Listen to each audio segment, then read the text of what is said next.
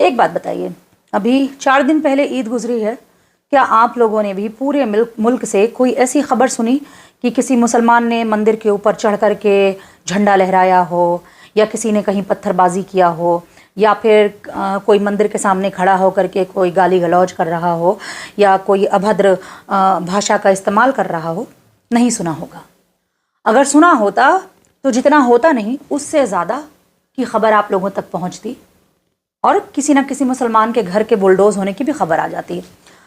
अब रामनवमी, आज रामनवमी है और खबरें मैं आपको दिखाऊंगी जो, उसे देखिएगा और सोचिएगा कौन टॉलरेंस है कौन इनटॉलरेंस है, ये आपको फैसला करना है। ईद में इतनी सारी गाइडलाइन तय की गई थी,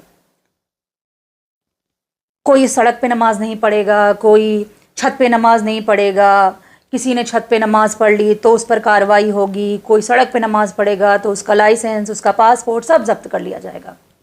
मुसलमानों ने सारी बातों को फॉलो किया सिर्फ इसलिए कि इस मुल्क में अमन बहाल रहे। अब कुछ वीडियोस और फोटोज आप देखते जाइए। ये प्रयागराज के सैयद सालार गाजी की दरगाह है, जहां पर चढ़ करके ये गुंडे भगवा लहरा रहे हैं। ये वही प्रयागराज है जिसने महाकुंभ के दौरान एक बहुत बड़ा पैगाम दिया था पूरी दुनिया को। जब वहां भगदड़ मची, जब वहां पर लोगों की ज़्यादा तादाद हो गई और किसी को पनाह नहीं मिल रही थी, लोगों को खाना पानी नहीं मिल रहा था, तब उस वक्त इसी प्रयागराज में मुसलमानों ने अपने मदरसे, अपने घर, अपनी मस्जिदें खोल दिया था। मेहमान नवाजी का पैगाम दिया, एकता का पैगाम दिया, अमन का पैगाम दिया, भाईचारे का पैगाम दिया। वीडियोस भी देखिए आप, तस्वीरें भी देखिए। पूरी दुनिया से लोग मुसलमानों को अप्रिशिएट कर रहे थे और कह रहे थे हिंदुस्तान का मुसलमान इतना अच्छा बाशिंदा है जो हर मौके पर खड़ा हो जाता है।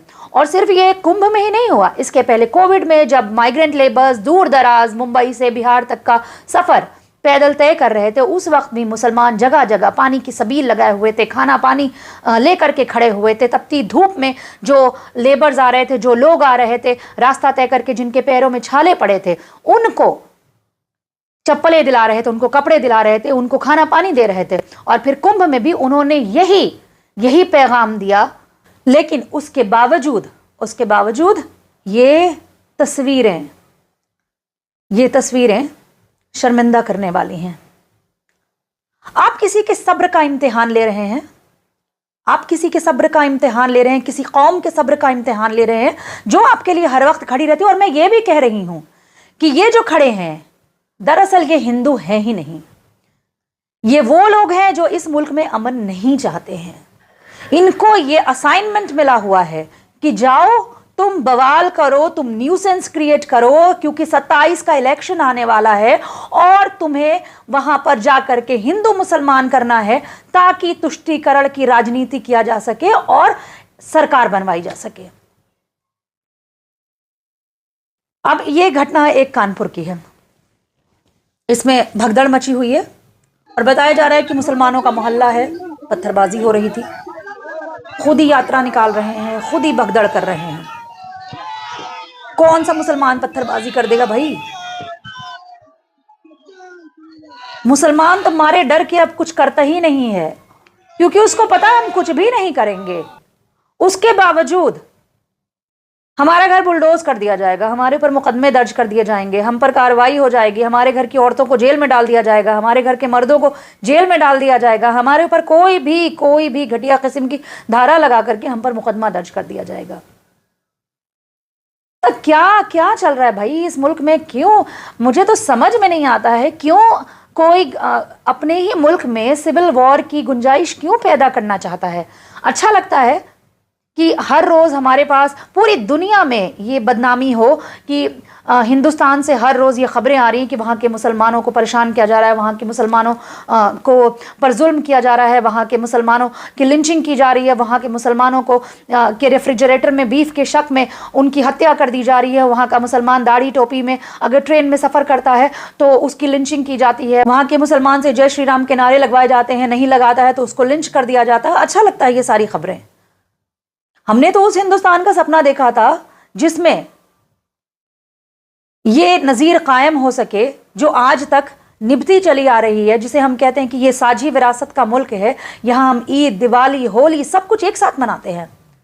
आप यकीन नहीं करेंगे, कल मैं एक मुस्लिम घर की शादी में गई थी और वहाँ पर चूंकि नवरात्र चल रहे हैं, अष्टमी का दिन था, वहाँ वेजिटेरियन खाना बना हुआ था। क्योंकि ज़्यादातर हमारे जो दोस्त यार हैं वो हिंदू हैं। तो ऐसे भी लोग हैं जो अमन का जो परचम है उसके अलंबरदार बने हुए हैं, लेकिन ये जो चुनिंदा है ना, इसकी वजह से पूरे मुल्क में जो नफरत का माहौल फैलता है ये बड़ा ख़तरनाक है। और जितना ये खबरें दब भी सकती हैं, लेकिन नोएडा में वो जो गोदी मीडिया बैठा है वो भी अपनी टीआरपी इसी में ढूंढता है। वो भी चाहता है कि हमें कोई ऐसी खबर मिले जिसको लेकर के सरकार खुश हो सके, जिसको लेके हमारे चैनल की टीआरपी बढ़े। तो वो भी जो है मुसलमानों को ही निवाला बनाए हुए हैं। आपको पता है कि गोदी मीडिया के पत्रकार कौन है, उनकी एक लंबी फहरिस्त है और इसी गोदी मीडिया से छुटकारा पाने के लिए लोगों ने यूट्यूब पर अपना चैनल बना लिया है ताकि यहाँ से आपको सच्ची खबरें दिखा सके।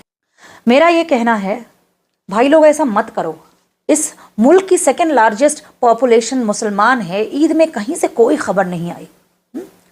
आप उन हिंदुओं से सीखिए जिन्होंने राजस्थान में, जिन्होंने दिल्ली में नमाजियों के ऊपर फूलों की वर्षा की है, वो भी एक हिंदू थे। तुम लोग क्यों नहीं चाहते हो कि ये भाईचारा बना रहे?